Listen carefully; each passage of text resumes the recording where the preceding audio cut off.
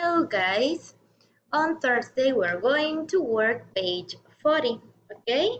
Lesson number 3, grammar 1. And we have listen and read. Where did they go? Okay, and we have Professor and Chip. So you are going to listen and read, okay? You have the audio in the presentation.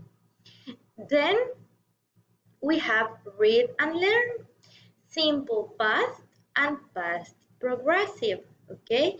You have the explanation here but also in the presentation. Then we have exercise number 3.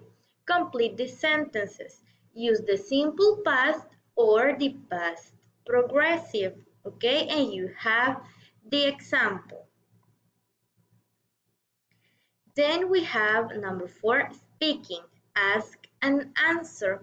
You are going to select 3, okay? And you are going to write the questions and the answers in your notebook, okay? So you are going to write 3 questions and 3 answers, okay? So you are going to complete page 40. Bye-bye.